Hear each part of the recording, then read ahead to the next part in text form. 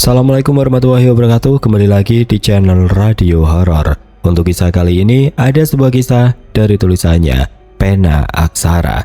Dan untuk kisah yang akan saya bawakan kali ini, sebuah kisah yang berjudul Hampir Menjadi Tumbal Tetangga.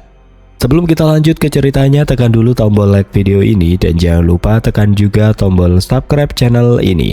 Nyalakan juga lonceng notifikasinya agar tidak ketinggalan cerita-cerita lainnya. Dan buat teman-teman yang pengen belanja-belanja, nanti silahkan saja klik etalase yang ada di pojok kiri bawah. Atau teman-teman bisa kunjungi link pembelian yang ada di kolom deskripsi. Dan seperti apa untuk kisah kali ini? Langsung saja kita masuk ke ceritanya.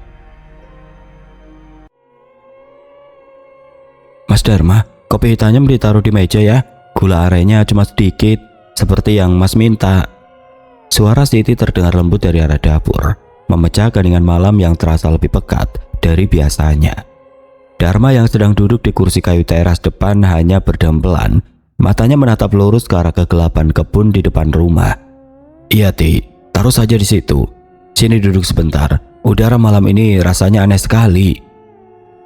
Langkah kaki Siti mendekat membawa nampan berisi segelas kopi dan sepiring singkong rebus. Ia meletakkan pesanan suaminya, lalu duduk di kursi sebelah. Wanita itu merapatkan daster panjangnya, seolah ada hawa dingin yang mencoba menembus pori-pori kulitnya. Aneh bagaimana Mas? Perasaan saya dari tadi memang agak gerah, tapi kok mendadak jadi merinding ya? Tanya Siti sambil mengusap lengannya sendiri. Dharma tidak langsung menjawab. Ia menyeruput kopinya pelan. Sebagai pria yang tumbuh dengan didikan keras kakeknya di pedesaan, Dharma memiliki kepekaan yang berbeda. Ia tahu, di balik rimbunya pohon bambu di batas tanah mereka, ada sesuatu yang sedang mengintai. Sesuatu yang tidak diundang, namun dipaksa untuk datang. Tidak apa-apa, mungkin cuma perasaan Mas saja. Kamu kalau sudah mengantuk, masuk duluan ya. Mas mau habiskan kopi ini sebentar lagi. Ujar Dharma mencoba menenangkan istrinya. Sementara itu, hanya berjarak beberapa puluh meter dari teras rumah Dharma, di balik dinding rumah kayu yang tampak kokoh, Pak Broto sedang duduk bersila.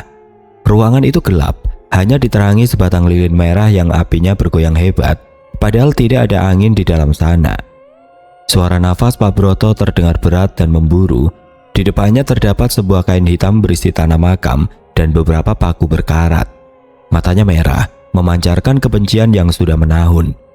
Baginya keberhasilan Dharma dalam usaha tani dan kehidupan keluarganya yang harmonis adalah sebuah penghinaan. Harusnya aku yang punya itu semua. Harusnya aku yang dihormati di desa ini, bukan kamu, Dharma. Bisik Pak Broto dengan suara serak. Pak Broto mulai merapalkan mantra-mantra yang terdengar seperti gumaman. Pak Broto ingin malam ini menjadi malam terakhir bagi Dharma. Ia ingin pria itu lenyap, menjadi tumbal untuk kejayaan dan kekayaan yang ia impikan melalui jalan pintas. Blar. Tiba-tiba sebuah bola api sebesar kepalan tangan meluncur dari telapak tangan Pak Broto, menembus atap rumahnya sendiri dan melesat menuju rumah Dharma secepat kilat. Laras, anak gadis mereka yang baru saja selesai belajar di kamar, merasa ada yang tidak beres. Ia keluar dari kamarnya dan mendapati bapak dan ibunya masih di teras. Pak, Ibu, kok belum tidur? Ini sudah hampir tengah malam loh. Tanya Laras sambil berjalan mendekat. Siti menoleh ke arah anak gadisnya. Ini, bapakmu katanya ingin menikmati kopi di teras. Kamu sendiri kenapa belum tidur, Ras? Tanggung tadi ngerjain tugas, Bu. Tapi tiba-tiba merasa pusing sekali. Jawab Laras sambil memijat pelipisnya. Dharma tiba-tiba berdiri dari kursinya. Bulu kuduknya berdiri tegak. Ia merasakan sebuah getaran hebat yang menghantam udara di sekitar mereka.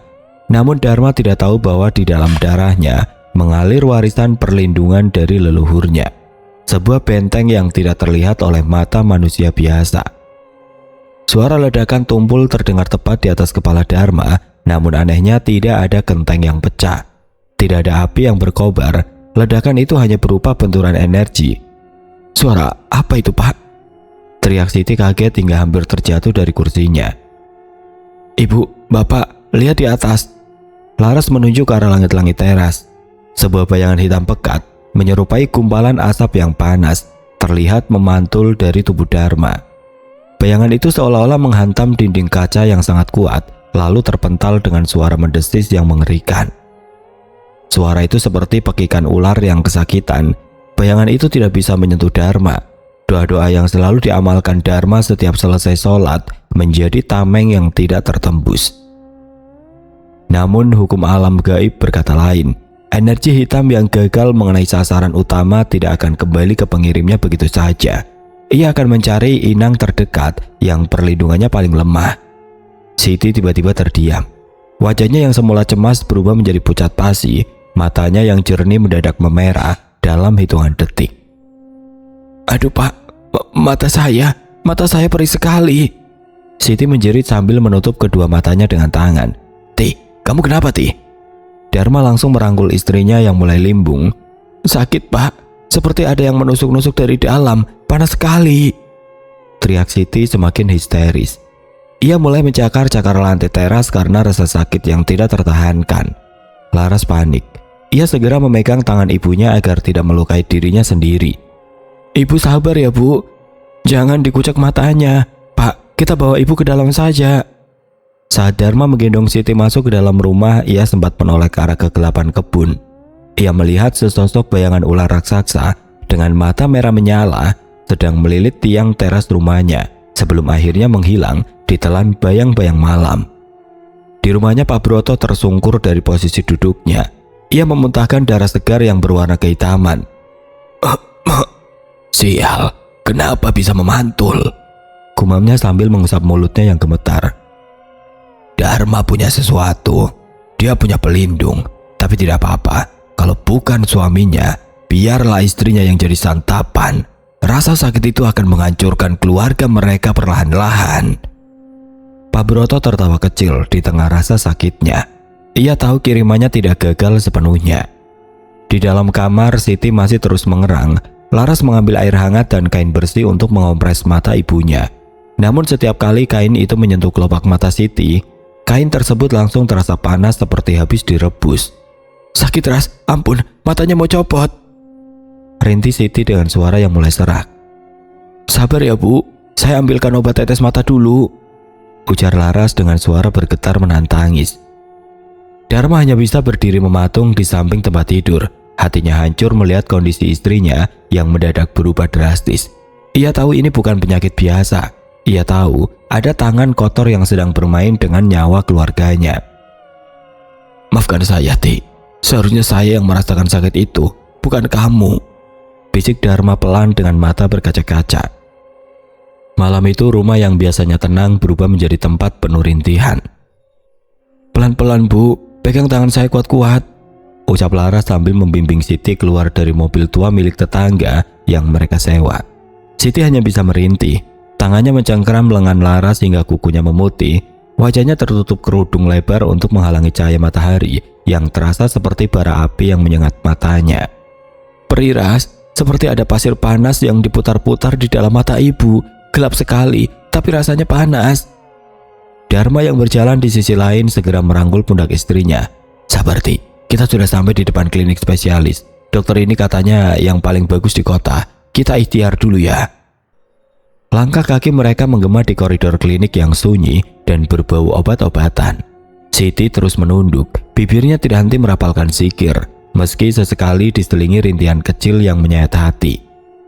Di dalam ruang periksa yang serba putih, seorang dokter pria parubaya dengan kacamata tebal mulai memeriksa mata Siti menggunakan alat-alat canggih. Cahaya senter kecil diarahkan ke pupil mata Siti yang membengkak kemerahan. Suara saklar alat medis terdengar di tengah keheningan ruang periksa. Dokter tersebut mengerutkan kening, menggeser posisinya berkali-kali seolah tidak percaya dengan apa yang ia lihat di balik lensa pembesar. "Bagaimana Dok? Apa ada infeksi berat di mata istri saya?" tanya Dharma dengan nada cemas yang tertahan. Dokter itu menghela nafas panjang, lalu meletakkan alat periksanya di atas meja besi. Ia menggeser kursi putarnya menghadap Dharma dan Laras. "Ini aneh sekali Pak Dharma. Secara fisik, mata Ibu Siti memang terlihat sangat merah dan bengkak. Akan tetapi hasil tes tekanan bola mata menunjukkan angka normal. Saraf matanya juga tidak ada yang rusak. Secara medis, mata beliau sehat," ujar dokter itu pelan. Laras terbelalak. Sehat bagaimana dok? Ibu saya teriak-teriak kesakitan setiap malam. Bapak lihat sendiri. Mata ibu sampai menonjol keluar seperti mau copot begitu. Saya paham perasaan kamu Mbak Laras, sahut dokter itu dengan tenang namun tampak bingung. Tapi dari hasil pemeriksaan laboratorium dan pemindaian tadi, tidak ditemukan bakteri, virus atau cedera fisik apapun. Saya hanya bisa meresepkan obat tetes dan pereda nyeri sementara. Perjalanan pulang terasa begitu hambar. Di dalam mobil Siti hanya bersandar pada kaca jendela, air matanya terus mengalir. Namun warnanya agak keruh, tidak bening seperti air mata biasa. Siti mendadak menegakkan punggungnya, tubuhnya gemetar hebat. Mas Dharma, dia datang lagi, ular itu ada di bawah jok mobil. Tidak ada apa-apa Ti, tenang ya, itu cuma perasaan kamu karena pengaruh sakit. Hibur Dharma sambil membelai tangan istrinya. Namun Siti justru semakin histeris. Ia menunjuk-nunjuk ke arah lantai mobil dengan jari yang gemetar. Dia melilit kaki saya mas, sisiknya kasar sekali, bau amisnya. Aduh, sesak nafas saya mas. Laras menoleh ke arah lantai mobil tapi ia tidak melihat apa-apa selain karpet karet hitam yang bersih. Namun anehnya suhu di dalam mobil yang ber-AC itu mendadak menjadi sangat panas dan pengap. Bau anyir darah tiba-tiba menusuk hidung Laras, membuat gadis itu mual. Siti jatuh pingsan di pangkuan Laras setelah berteriak panjang. Dharma hanya bisa menggigit bibir bawahnya, menahan air mata yang hampir tumpah. Ia tahu ini bukan ranah dokter lagi. Malam harinya teror itu mencapai puncaknya. Jarum jam di dinding ruang tamu baru saja melewati angka 12. Keheningan malam di desa itu mendadak robek oleh suara yang sangat mengerikan. Brak! Suara benda berat menghantam atap rumah dengan sangat keras, membuat Laras yang sedang tertidur di sofa langsung terduduk tegak. Jantungnya berdegup kencang. Ibu, bapak. Laras berlari menuju kamar orang tuanya. Di dalam kamar suasana begitu mencekam. Siti sedang merayap di lantai dengan gerakan yang aneh, persis seperti cara ular bergerak. Matanya terbuka lebar, namun hanya bagian putihnya saja yang terlihat. Keluar, pergi dari rumah saya, teriak Dharma sambil memegang tasbih, mencoba mendekati istrinya. Suara langkingan itu keluar dari tenggorokan Siti, namun suaranya bukan suara manusia. Itu adalah suara desisan tinggi yang bisa memecahkan gendang telinga. Siti mulai mencakar-cakar kelopak matanya sendiri dengan kuku yang mendadak terasa tajam.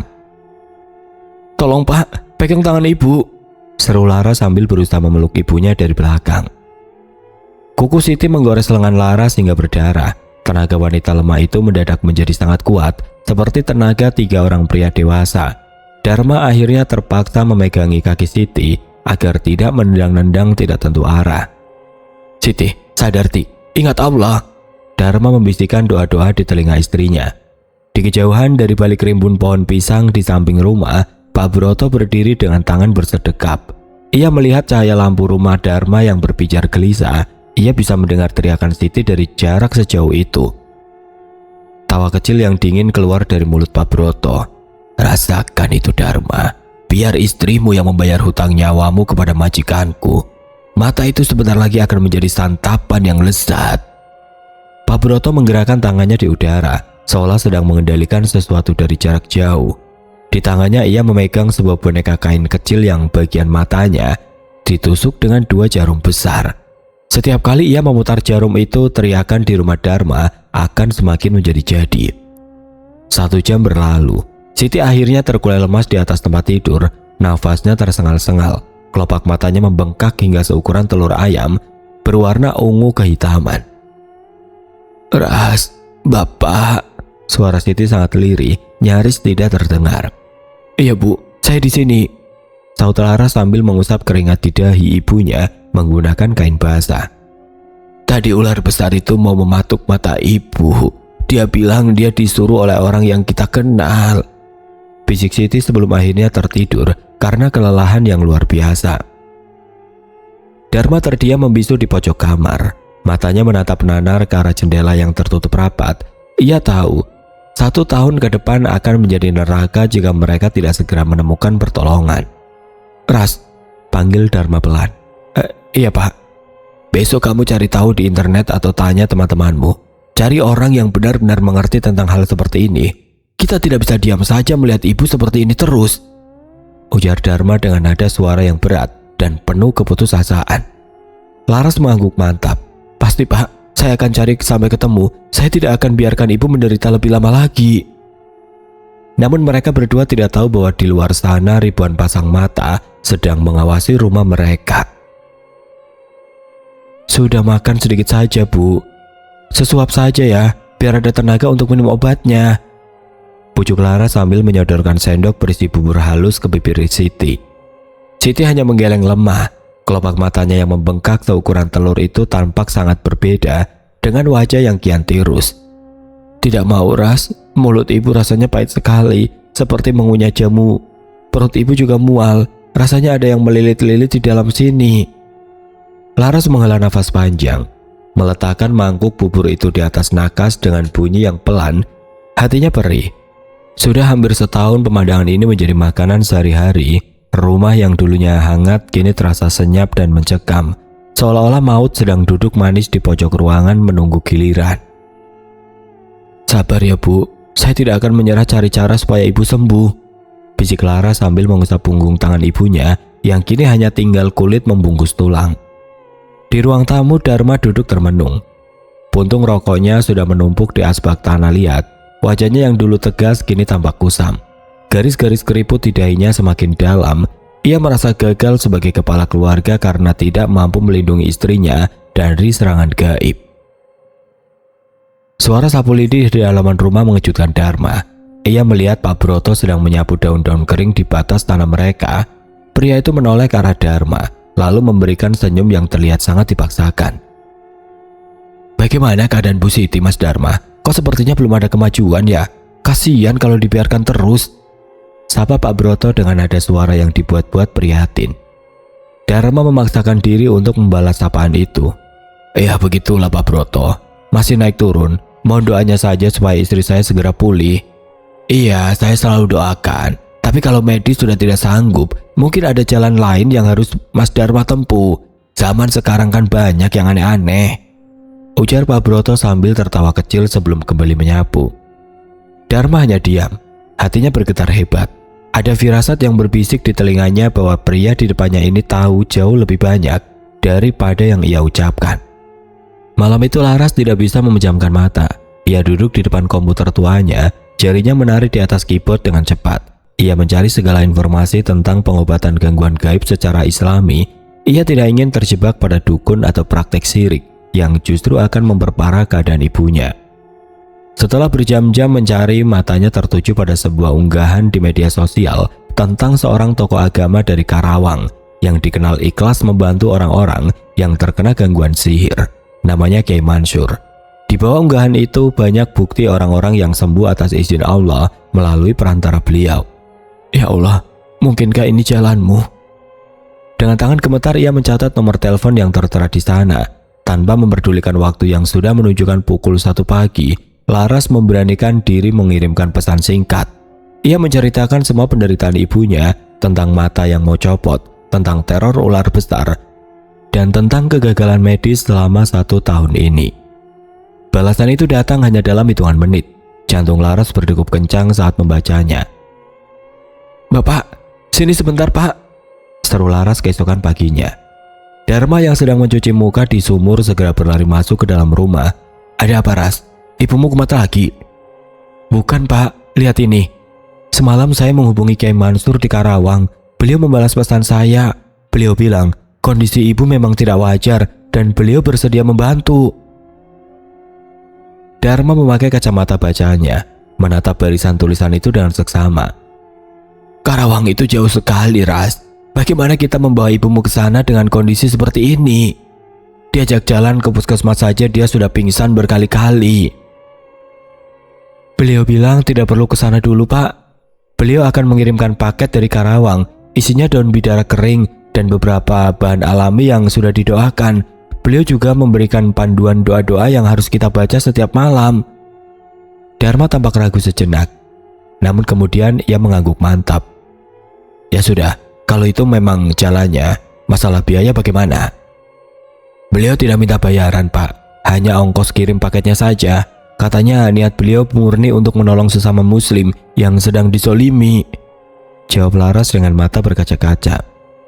3 hari kemudian sebuah paket terbungkus kardus coklat tiba di depan rumah. Laras menerimanya dengan tangan gemetar. Di dalamnya terdapat bungkusan plastik berisi daun-daun hijau yang sudah dikeringkan, botol kecil berisi minyak, dan secari kertas berisi tulisan tangan yang rapi. Laras merobek bungkusan daun bidara itu. Seketika aroma segar yang khas menyeruak memenuhi ruangan, mengusir bau amis yang selama ini mengendap di kamar Siti. Anehnya saat aroma itu tercium, Siti yang sedang tidur mendadak terbangun dan batuk-batuk hebat. "Bau apa ini, Ras? Kenapa dada ibu rasanya panas sekali?" tanya Siti sambil memegangi dadanya. "Ini daun bidara dari Karawang, Bu. Nanti sore saya rebus, airnya untuk ibu mandi dan minum ya. Sabar ya, Bu. Ini ikhtiar kita." Di saat yang sama di rumah Pak Broto, suasana menjadi sangat gerah. Pria itu sedang duduk di ruang tengah yang gelap, namun keringat bercucuran di dahinya, seperti orang yang sedang demam tinggi. Brak! Pak Broto memukul meja kayu di depannya. "Sialan, siapa yang berani ikut campur? Hawa ini bukan hawa sembarangan." Ia merasa ada sebuah pagar gaib yang baru saja didirikan di sekitar rumah Dharma. Pagar itu sangat kuat, memancarkan cahaya putih yang membuat matanya perih saat ia mencoba melihat dari jarak jauh. Ular hitam besar miliknya yang selama ini bebas keluar masuk rumah Dharma kini tertahan di luar pagar, meliuk-liuk kesakitan karena tanah di sekitar rumah itu seolah-olah berubah menjadi bara api bagi makhluk gaib. "Kamu pikir kamu bisa menang secepat itu, Dharma? Kita lihat saja nanti malam," geram Pak Broto dengan gigi gemeletuk. Menjelang maghrib, Laras sudah menyiapkan panci berisi air dan daun bidara. Air itu direbus hingga mendidih, mengeluarkan uap yang harum dan menenangkan. Sesuai instruksi Kiai Mansur, Laras membacakan ayat-ayat perlindungan di atas air tersebut dengan penuh keyakinan. Blibuk, blibuk. Suara air mendidih itu terdengar seperti irama yang membawa harapan. Dharma sudah siap di samping Siti, memegang tangan istrinya erat-erat. "Sudah siap, Pak. Sore ini kita mulai," tanya Laras sambil membawa baskom berisi air rebusan bidara yang sudah hangat. Dharma mengangguk, matanya menatap tajam ke arah jendela. "Mulai saja, Ras. Kita tunjukkan bahwa Allah tidak akan membiarkan hambanya yang disolimi menderita selamanya." Malam mulai turun, perlahan namun pasti, dan di kejauhan suara burung hantu mulai terdengar. "Laras, sudah siap semua air bidaranya. Anak-anak pengajian sebentar lagi sampai. Bapak sudah minta izin ke Ustadz Yusuf supaya mereka bantu kirim doa di sini." Suara Dharma terdengar lebih mantap sore itu meski guratan lelah masih menghiasi wajahnya. Laras mengangguk sambil menyeka peluh di dahi. Tangannya masih memegang gayung kayu. "Sudah, Pak. Baskom besar di kamar ibu sudah saya isi. Yang di ember untuk percikan ke sudut-sudut rumah juga sudah siap. Bau bidaranya segar sekali ya, Pak. Rasanya dada saya jadi lebih lapang." Dharma menarik nafas dalam-dalam. Benar kata anaknya, aroma dari paket Kiai Mansur itu seolah menetralisir hawa amis yang selama ini mengendap di sela-sela ubin. "Alhamdulillah, ingat pesan beliau, Ras. Nanti kalau ibu bereaksi, jangan dilepas pegangannya. Terus bacakan ayat kursi, jangan putus." Tok tok tok. Pintu depan diketuk pelan. Ustadz Yusuf sedang bersama sekitar 10 anak santri remaja. Mereka membawa mushaf kecil dan sajadah. Wajah-wajah muda itu tampak bersih, membawa aura ketenangan yang sangat dibutuhkan oleh keluarga Dharma yang sudah setahun terkepung kegelapan. "Mari masuk, Pak Ustadz. Adik-adik semua, maaf merepotkan sore-sore begini," sambut Dharma dengan takzim. Ustadz Yusuf tersenyum teduh. "Tidak apa-apa, Pak Dharma. Sesama muslim itu bersaudara. Jika ada satu bagian tubuh yang sakit, yang lain ikut merasakan. Mari kita mulai sebelum matahari benar-benar tenggelam." Di dalam kamar, Siti dibaringkan di tengah ruangan di atas kasur tanpa ranjang agar lebih luas. Laras duduk di samping kepala ibunya, sementara para santri membuat lingkaran mengelilingi mereka. Dharma duduk tepat di depan pintu kamar, menjaga agar tidak ada gangguan yang masuk atau keluar dengan mudah. Bismillahirrahmanirrahim. Suara merdu para santri mulai melantunkan surah Yasin dan ayat-ayat ruqyah. Ruangan yang tadinya terasa pengap mendadak bergetar. Udara di dalam kamar mulai berputar meski semua jendela sudah ditutup rapat. Mendadak, Siti yang tadinya diam tidak berdaya mulai menggeliat. Tubuhnya melengkung kaku seperti busur panah. Matanya yang membengkak itu tiba-tiba terbuka lebar, hanya menyisakan bagian putih yang mengerikan. "Panas, berhenti kalian membakar saya!" teriak Siti, namun suaranya serak dan berat, seperti suara dua orang yang berbicara bersamaan. Laras gemetar, tapi ia teringat pesan Kiai Mansur. Ia segera mengambil air bidara dan memercikannya ke wajah ibunya. Tss. Air itu seolah-olah menyentuh besi panas, mengeluarkan uap tipis yang berbau hangus. "Pergi, jangan ganggu ibu saya," seru Laras sambil terus membacakan doa dengan suara lantang. Siti mulai memberontak hebat. Tenaganya luar biasa kuat, hingga dua orang santri harus ikut memegangi kakinya. Wanita itu tertawa melengking, tawa yang membuat bulu kuduk siapapun mendengarnya berdiri tegak. "Kalian tidak akan bisa mengusirku. Aku sudah diberi makan nyawa wanita ini. Matanya adalah milikku," teriak Siti sambil mendesis ke arah Dharma. Dharma tidak gentar. Ia memejamkan mata, merapalkan doa perlindungan warisan leluhurnya yang kini ia gabungkan dengan zikir yang diajarkan Kiai Mansur.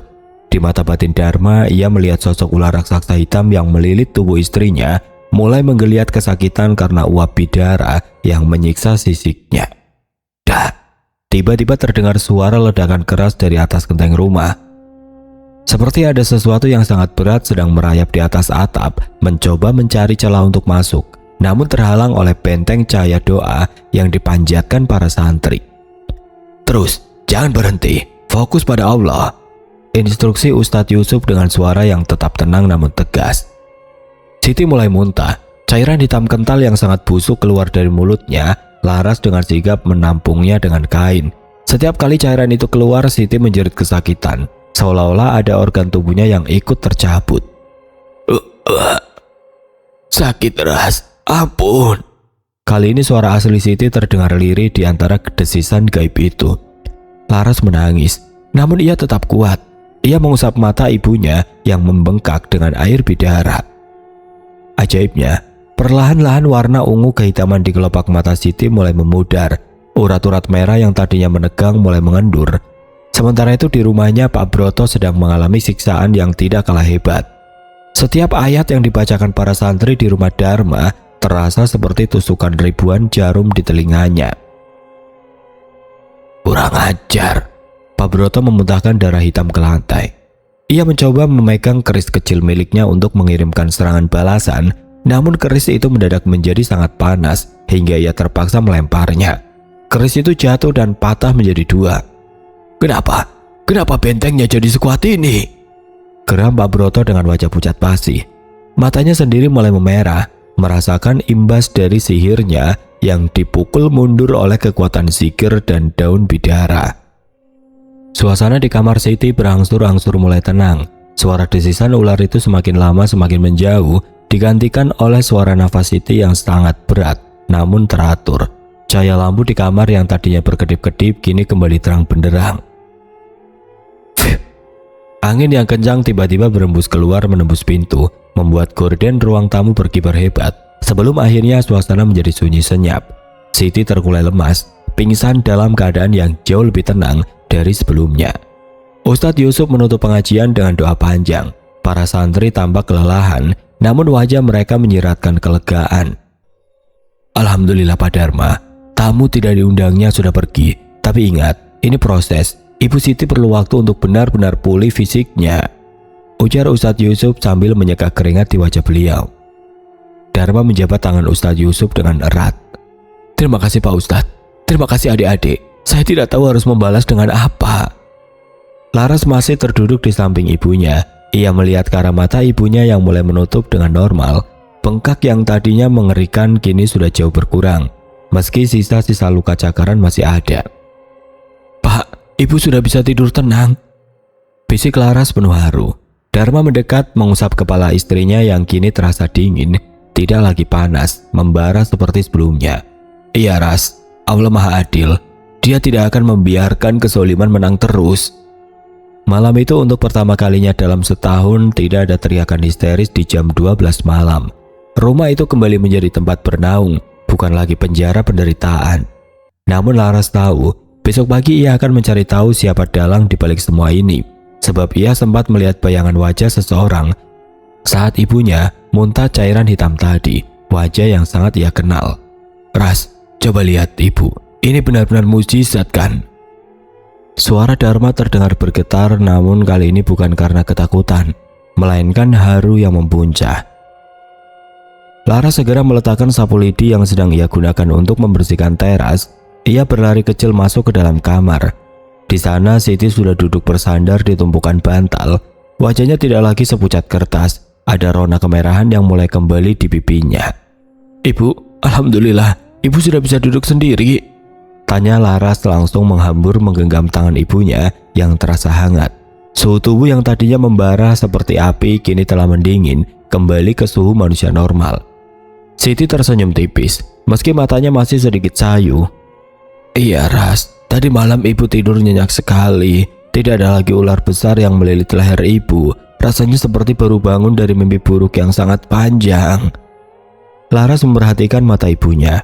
Bengkak yang tadinya seukuran telur itu kini sudah mengempis drastis. Kelopak matanya sudah bisa menutup dan membuka dengan sempurna. Meski masih ada sedikit guratan merah di bagian putihnya, namun kesan horor yang selama setahun ini menghantui telah sirna. Suara bel sepeda tukang sayur di depan rumah memecah suasana haru itu. Dharma berdiri, mengusap matanya yang basah. "Biar bapak yang beli sarapan, kamu jaga ibu di sini ya Ras. Ibu mau makan apa? Bapak belikan bubur ayam Mang Odik yang ibu suka dulu." Siti mengangguk pelan. "Iya mas, sedikit saja ya biar perut saya tidak kaget." Dharma melangkah keluar dengan perasaan ringan. Beban bertonton yang selama setahun ini menghimpit pundaknya seolah menguap terbawa angin pagi yang segar. Aroma daun bidara masih tertinggal samar di sudut-sudut rumah, menjadi pengingat akan perjuangan hebat mereka semalam. Beberapa hari kemudian kesehatan Siti pulih dengan kecepatan yang tidak masuk akal bagi dunia medis. Luka-luka bekas cakaran di sekitar matanya mengering dan mengelupas, meninggalkan kulit baru yang bersih. Laras terus rutin memberikan air rebusan bidara dari Karawang sesuai amanah dari Kiai Mansur. "Ingat ya Ras, Bapak," ujar Kiai Mansur melalui sambungan telepon saat Laras memberi kabar baik. "Kesembuhan ini datangnya dari Allah Subhanahu wa Ta'ala. Daun bidara dan doa-doa itu hanya syariat. Tetaplah rendah hati dan jangan putus ibadahnya. Beliau juga berpesan agar kita maafkan meski tidak melupakan." Laras mengangguk patuh meski Kiai Mansur tidak melihatnya. "Baik Pak Kiai, terima kasih banyak atas bantuan dan bimbingan beliau selama ini. Kami tidak akan pernah melupakan kebaikan beliau." Pagi itu cuaca sangat cerah. Laras menuntun Siti untuk duduk di teras depan, menghirup udara pagi agar paru-parunya kembali kuat. Siti mengenakan daster bunga-bunga kesukaannya, tampak cantik kembali setelah setahun lamanya hanya bisa mengerang di kegelapan kamar. Suara sapu lidi itu kembali terdengar dari rumah sebelah. Laras menoleh. Pak Broto sedang menyapu halaman, namun gerakannya sangat lambat. Pria itu tampak sangat berbeda dari biasanya. Bahunya bungkuk, wajahnya kusam keabu-abuan, dan ia terus-menerus terbatuk. Pak Broto tiba-tiba membungkuk, memuntahkan cairan bening yang bercampur bercak merah ke tanah. Ia tampak sangat kepayahan hanya untuk sekedar berdiri tegak. Laras menatap pria itu dengan tatapan yang sulit diartikan. Di dalam benaknya ia teringat jelas wajah yang muncul saat ibunya muntah cairan hitam di malam pengajian. Wajah itu adalah wajah Pak Broto yang sedang menyeringnya jahat. Siti yang sedang duduk di kursi rotan tiba-tiba terdiam. Matanya menatap lurus ke arah Pak Broto. "Ras, itu Pak Broto kenapa? Kok sepertinya sakit parah begitu?" tanya Siti dengan nada yang tulus prihatin. Laras tidak menjawab. Ia hanya menggenggam tangan ibunya lebih erat. Tiba-tiba Pak Broto menoleh. Matanya yang merah meradang bertemu dengan mata Siti yang kini sudah sehat dan jernih. Pak Broto tampak terperajat hebat. Seolah melihat hantu di siang bolong, ia mundur beberapa langkah hingga menabrak pagar bambunya sendiri. Brak!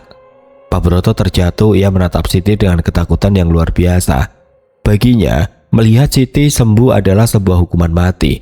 Hukum alam gaib berlaku jika sihir yang dikirimkan berhasil dipatahkan dan dibersihkan total, maka energi negatif itu akan kembali kepada pengirimnya dengan kekuatan berkali-kali lipat. Dharma keluar dari dalam rumah. Membawa segelas teh hangat untuk istrinya, ia mengikuti arah pandangan Laras dan Siti. Melihat Pak Broto yang tergeletak lemas di seberang jalan, Dharma hanya menghela nafas panjang. "Mas Dharma, tolong!" Suara Pak Broto terdengar serak dan sangat lirih. Dharma melangkah mendekat ke batas pagar namun ia tidak menyeberang. "Ada apa Pak Broto? Apa perlu saya panggilkan dokter?" Pak Broto menggeleng lemah. Air matanya menetes namun warnanya keruh. Maafkan saya Mas Dharma. Saya hilaf, saya iri. Tolong hentikan panas ini. Mata saya sakit sekali." Pak Broto mulai menjerit sambil menutupi matanya, persis seperti yang dilakukan Siti selama setahun terakhir. Siti yang mendengar teriakan itu tampak bingung namun ia mulai menyadari sesuatu. "Mas Dharma, apa maksud Pak Broto? Kenapa dia minta maaf soal mata?" Dharma kembali ke teras duduk di samping Siti. "Sudahlah Ti, tidak perlu dipikirkan lagi. Biarlah itu menjadi urusan dia dengan Yang Maha Kuasa. Yang penting sekarang kamu sudah sehat." Laras menatap Pak Broto yang kini merangkak masuk ke dalam rumahnya sendiri sambil terus mengerang kesakitan. Ada rasa puas yang sempat terlintas di hati Laras, namun segera ia tepis dengan istighfar. Ia teringat pesan Kiai Mansur untuk tetap menjaga hati. Suara anjing peliharaan di ujung desa melonglong panjang. Meski hari masih siang, suasana mendadak menjadi dingin sesaat. Laras tahu sang ular besar itu kini telah menemukan inang barunya, majikannya sendiri yang telah berkhianat. 1 bulan berlalu sejak kejadian itu, rumah Dharma kembali dipenuhi tawa. Siti sudah bisa memasak kembali, bahkan sudah mulai ikut pengajian rutin di masjid desa. Keajaiban dari Karawang itu menjadi buah bibir, namun keluarga Dharma memilih untuk tidak terlalu mengumbarnya. Kabar buruk datang dari rumah sebelah. Pak Broto dikabarkan terkena penyakit aneh, matanya membengkak hingga tidak bisa melihat. Dan dokter mendiagnosa adanya infeksi saraf yang tidak diketahui penyebabnya. Pria itu akhirnya pindah dari desa, dibawa oleh saudaranya ke kota untuk pengobatan jangka panjang yang tampaknya sia-sia. Sore itu Laras sedang menyiram tanaman bidara yang ia tanam di halaman depan. Bibit itu sengaja ia tanam sebagai pengingat akan kekuasaan Allah. "Ras, sini nak, Bapak punya sesuatu," panggil Dharma dari dalam rumah. Laras masuk dan melihat bapak sedang memegang sebuah buku catatan tua milik kakeknya. "Apa itu Pak?" "Ini catatan doa-doa keselamatan. Dulu Bapak kurang memperhatikannya, tapi sekarang Bapak sadar, perlindungan terbaik adalah kedekatan kita dengan Pencipta. Kita harus selalu waspada, tapi tidak boleh takut berlebihan," ujar Dharma sambil tersenyum bijak. Laras mengangguk setuju. Ia menatap ibunya yang sedang merajut di sudut ruangan dengan tenang. Hidup mereka telah kembali. Meskipun bekas luka setahun itu tidak akan pernah hilang sepenuhnya dari ingatan, namun iman mereka kini jauh lebih kokoh dari sebelumnya. Angin sore bertiup lembut, membawa aroma bunga melati dan sisa-sisa wangi bidara. Prahara itu telah berlalu. Kegelapan memang bisa datang tanpa diundang, namun cahaya kebenaran akan selalu menemukan celah untuk masuk dan menghancurkan setiap jengkal kezaliman. Di bawah langit yang mulai menguning, Laras berbisik pelan di hatinya. "Terima kasih ya Allah, terima kasih Kiai, Ibu sudah kembali." Oke teman-teman, sekian untuk kisah kali ini. Bagaimana menurut kalian tentang kisah ini? Tulis komentar kalian di kolom komentar. Dan buat teman-teman yang baru bergabung, jangan lupa untuk like, komen, share, serta subscribe channel ini. Dan nantikan kisah-kisah horor berikutnya tetap di channel Radio Horor. Wassalamualaikum warahmatullahi wabarakatuh.